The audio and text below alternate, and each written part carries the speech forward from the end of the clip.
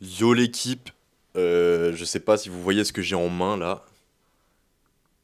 Et ouais, j'ai enfin commandé ces putains de micros. Ils sont arrivés vraiment en 2 jours. Donc ça veut dire que si je m'étais un petit peu plus bougé le cul, ça serait arrivé vraiment. Voilà, tac. Ça serait arrivé vraiment en 2 jours, mais bon, bref. Vous m'en voudrez pas. Du coup, dernière vidéo qu'on fait comme ça, c'est-à-dire setup genre dans la chambre, où je commande par-dessus mon entraînement.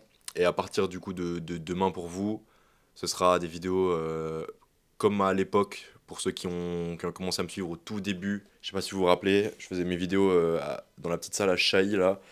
Et du coup, bah, genre je faisais en gros, juste je parlais pendant l'entraînement quoi. Et ça me manque un peu. Et puis en vrai, je me dis que avec pas l'expérience, mais genre je suis un peu plus à l'aise devant la caméra. euh, et enfin, je sais pas, je me dis que ça peut être bon. Ça peut être que bon. Comme ça, au moins, je parle de ce que je ressens durant la séance. Parce que là, je vous parle pas vraiment de ce que je ressens. Enfin, vite fait, mais c'est des après. C'est pas vraiment à chaud. Du coup, j'oublie certains trucs que je voulais vous dire, machin. Enfin, bref, vous avez capté. C'est un peu le bordel pour moi. Euh, je m'excuse un petit peu d'avance si aujourd'hui je regarde le retour et pas trop je vous regarde pas vraiment dans les yeux, plutôt dans le retour.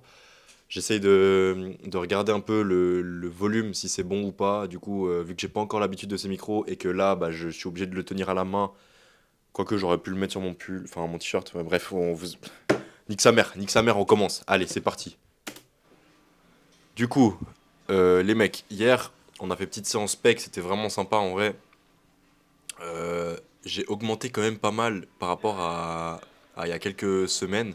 Je vais regarder avec vous, vite fait, tac, sur YouTube, quand est-ce que c'est la dernière fois que j'avais fait cet exo à 80 kilos. Du coup, on va sur ma chaîne, tac, tac, tac, jambes dos, pec, s'entraîner avec des potes, je crois que c'était là, hein. Il me semble que c'était là la première fois que j'avais fait. Ta ta ta ta ta. Ouais, il me semble que c'est là. Du coup, je vais regarder vite fait la vidéo, mais de mémoire, j'étais à 80 kilos. Alors, blablabla, je fais que de parler comme d'habitude. Tac, ouais, ok, j'étais à 80 kilos. Je vais juste regarder vite fait combien de reps j'ai fait, mais il me semble que j'ai fait, je sais plus, 8 reps ou 11. Et ça, c'était il y a 2 semaines. Du coup, comme vous avez pu le voir dans la vidéo d'aujourd'hui, j'ai augmenté de 10 kilos et je fais tout autant de reps que la dernière fois. Je crois que j'avais fait 11 reps en fait au final. 11 reps, je vais pas tout regarder de mon côté, mais bref. 11 reps à 80 kilos. En 2 semaines, j'ai augmenté de 10 kilos. Est-ce que c'est bon pour vous? Qui augmente de 10 kilos en 2 semaines? Voilà. Juste, voilà. Les chiffres parlent d'eux-mêmes.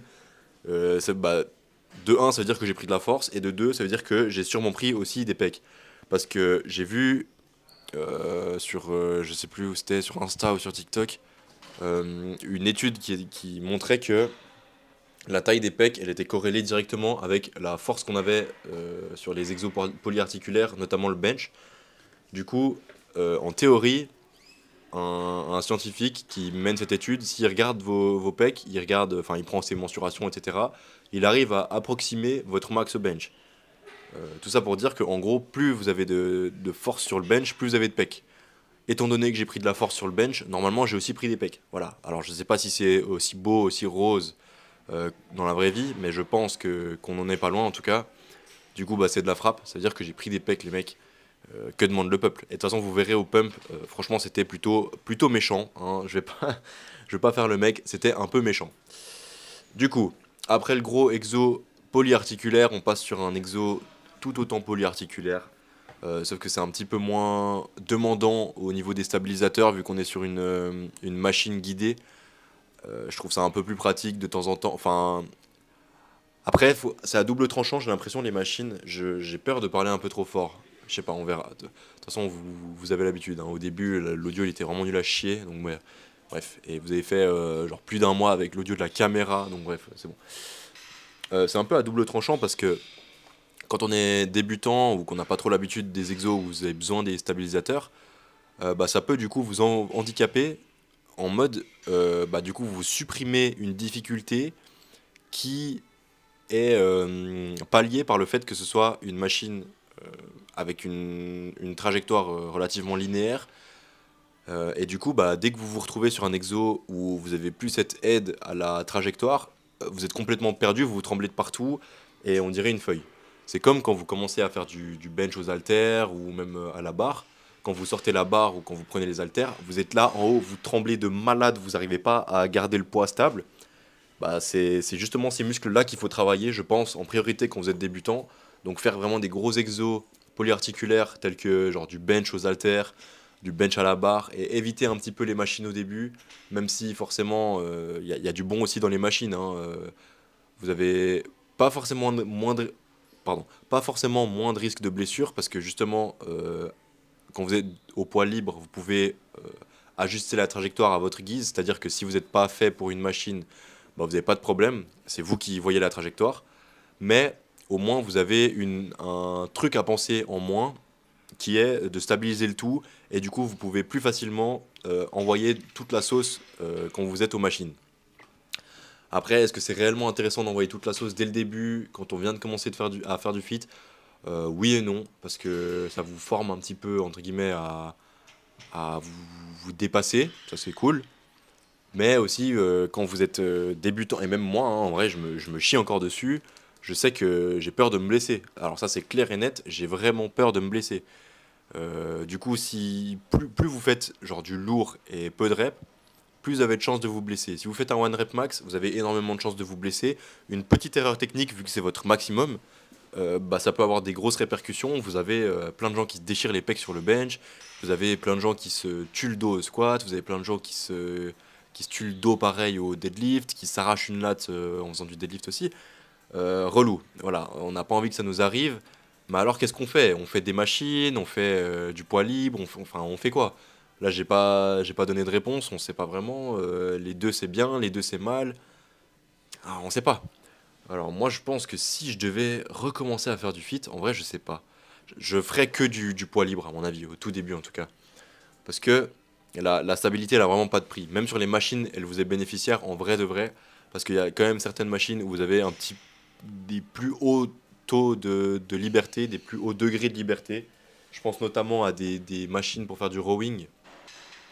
J'en fais pas souvent, mais vous avez quand même un taux de liberté relativement élevé. Je sais qu'il y a pas mal de machines aussi. Bon, ça, c'est un peu plus du haut de gamme, mais vous avez aussi des machines pour faire des fly où vous êtes allongé et puis vous avez vraiment un. En fait, votre trajectoire, elle est pas fixe. Du coup, c'est presque comme si vous aviez des haltères. Du coup, bah, pour ça aussi, c'est utile.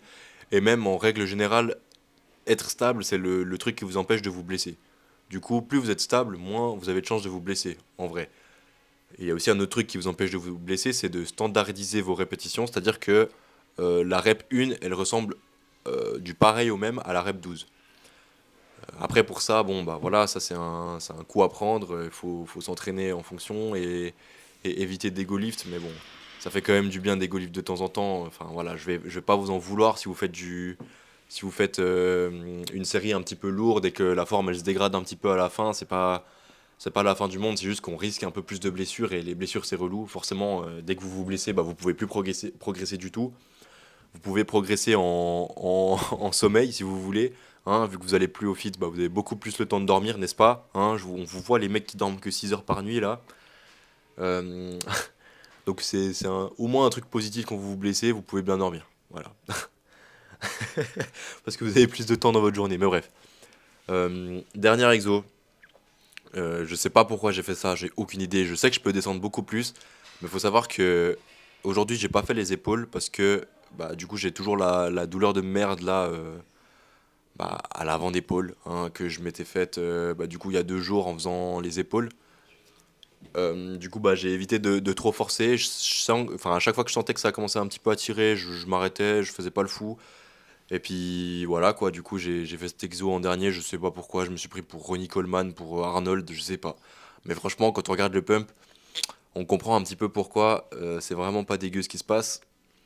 Voilà, bon, je vais pas vous faire un update de fou maintenant, parce que je vais essayer de faire un update à chaque mois, pour vous tenir un petit peu au courant des effets positifs, des effets négatifs, et puis de comment je me sens dans la globalité, et aussi des perfs, du poids qui monte.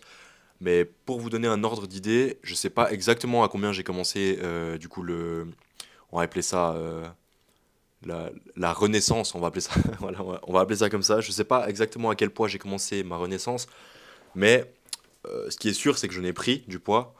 Je pense avoir commencé aux alentours de 83, peut-être 82 et demi à jeun, quelque chose comme ça. On va prendre 82 et demi à jeun. Et là, il faut savoir que à jeun, je suis à plus de 84, 84, je sais plus combien.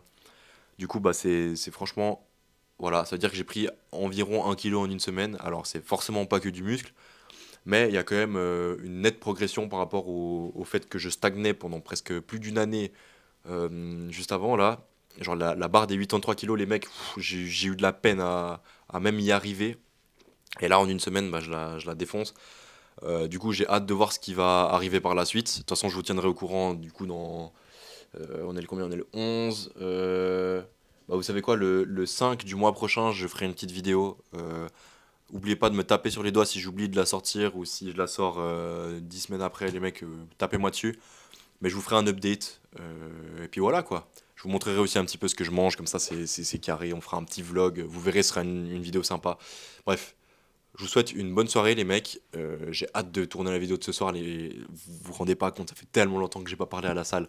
Bref, je vous souhaite une bonne soirée, un bon entraînement et bisous les mecs. À bientôt.